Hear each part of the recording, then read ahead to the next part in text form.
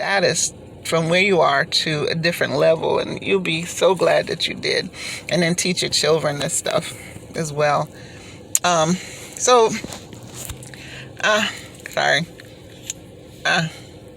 Sorry. Well, it's getting dry, man. Talk too much. So bottom line is you it's easy to do this, but it's a system. It's systematic. The man is not trying to keep you down.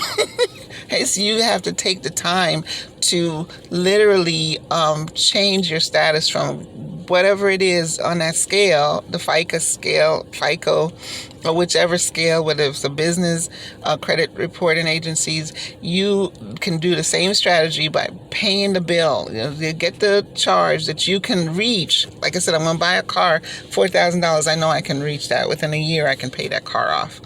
And the 7-month strategy of them looking at that payment to that company, it doesn't matter if it's a we buy here and finance here type of bank, or a major bank or major credit union, or a small credit union or a small bank, or from an individual. As long as they're going to report to the 3 major credit reporting bureau, Equifax, TransUnion, and Experian, when you make those payments.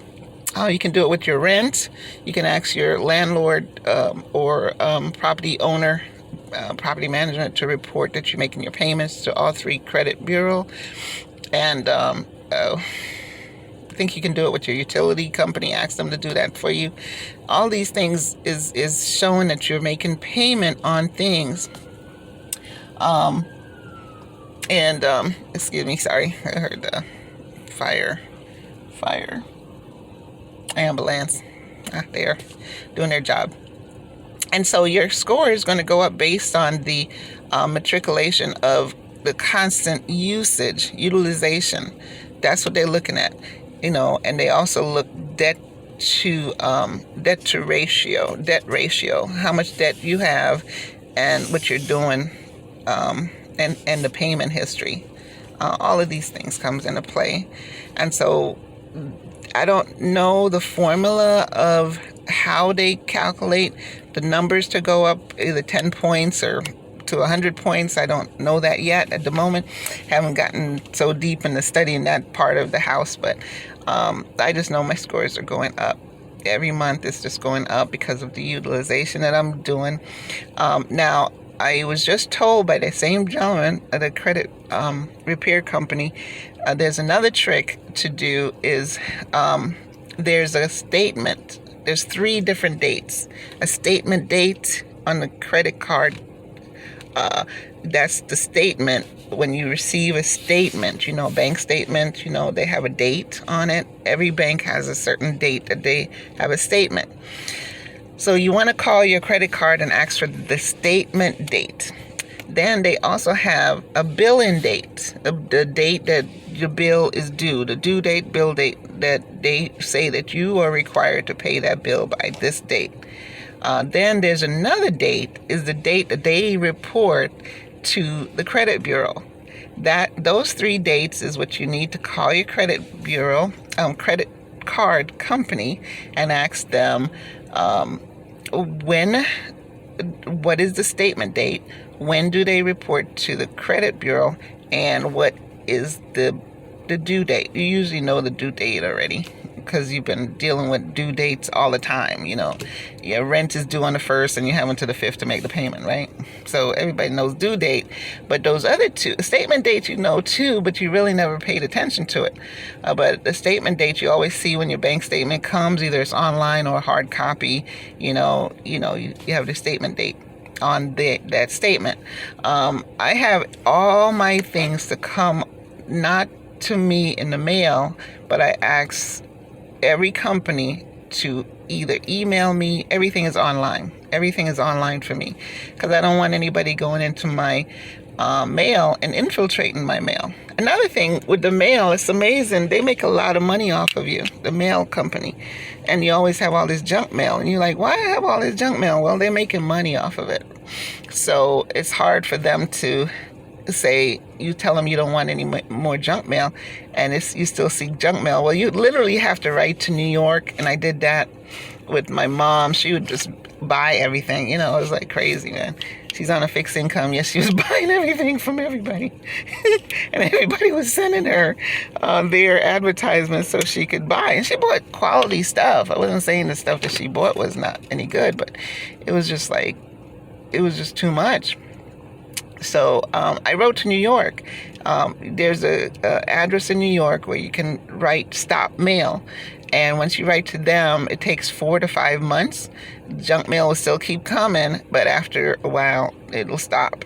And that'll also help with your finances, because, we are so gullible. And with advertising coming, we're spending the money on the stuff that just came in the mail. It's just like, and they always send it on the 1st and the 15th when you get paid, or they'll email you. Now they're doing it online. They'll email you this brilliant new product, this drug, this thing that'll take care of your arthritis or your back pain. Always on the 1st, you'll get all this new diet thing, they know when you get money, and that's when they'll feed you these advertisements, and it just really bombards your mind, and you spend that money that you weren't planning on spending. So stop the junk mail, write to New York, and, the postmaster, they should give you the address, or you just go online and say, how do I stop junk mail from coming to me?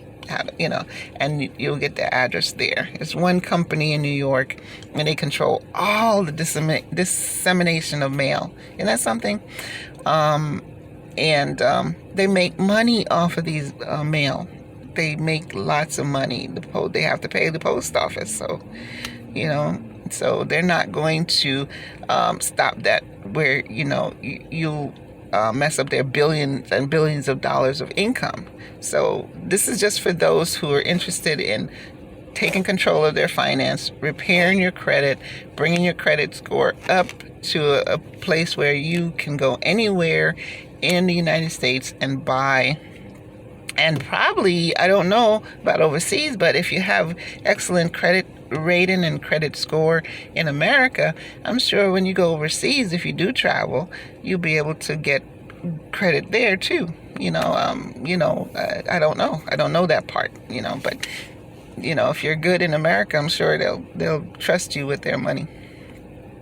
All right, that's all I have for right now. I'm going to start using the strategy of the statement date, the billing date, and the credit reporting date. Why are that important? Why are those 3 dates important? I don't think I explained it.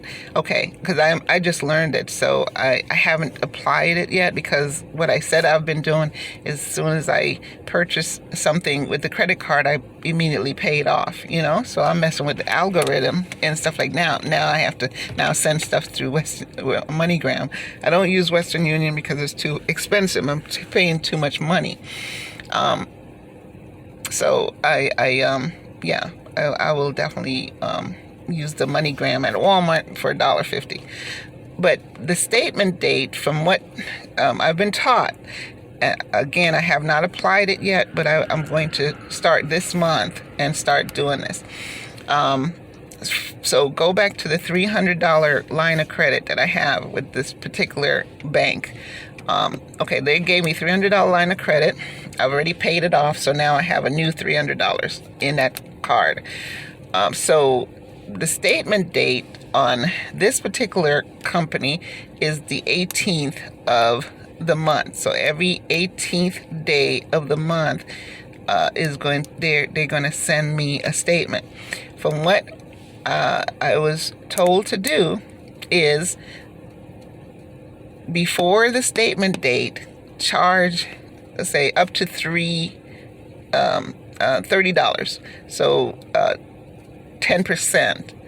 So what I'm going to do is charge $20 or $25. I'm not going to go over, because if there's tax and stuff like that, that still will add up, and then you'll go over.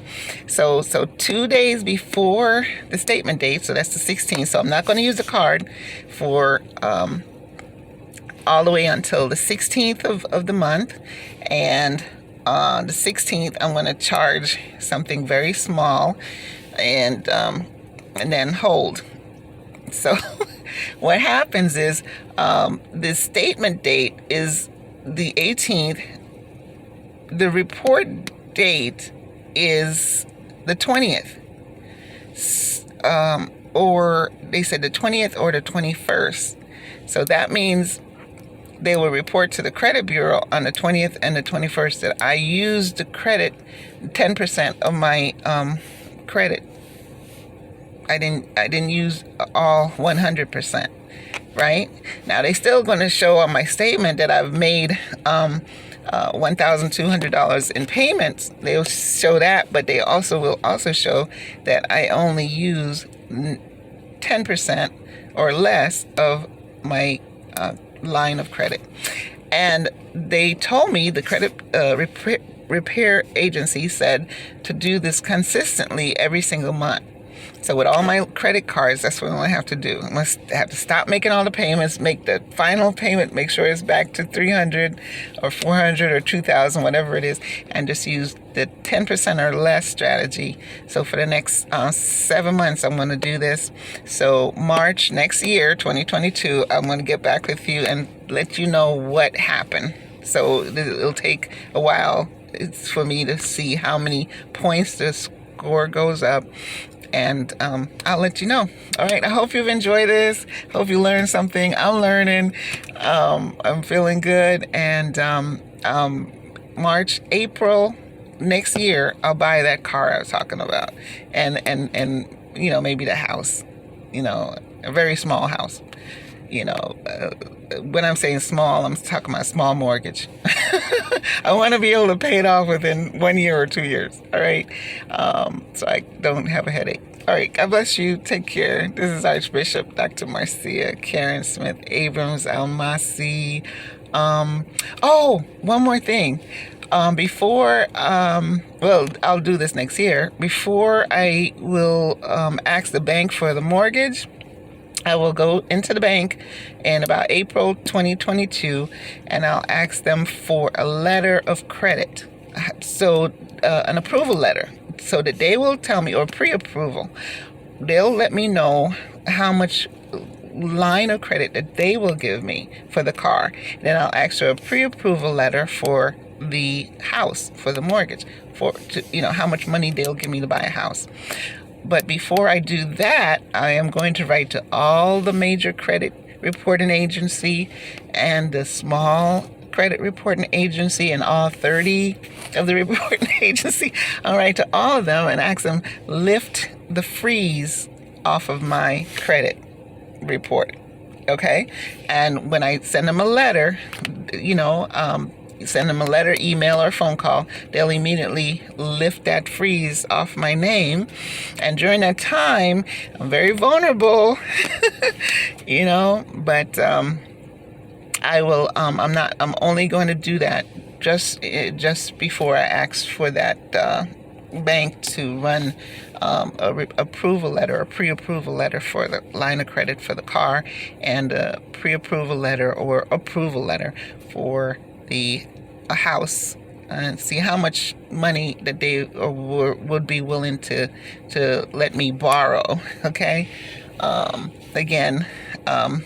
That's then right after that one is completed and I got my letter, I want to call everybody back. Equifax, Experian, TransUnion, freeze my account again, as well as all the minor credit reporting agency and all the 30 credit reporting companies that most people don't know about. Okay. All right. A lot of work, right? And because it's a lot of work, people don't do it, But if you do these little strategies, you will see an improvement in not only your credit, but your lifestyle and your money-making decisions and how you buy. And, stopping all those junk mails from coming. You won't be buying stuff just sporadically, And also another thing, too, about the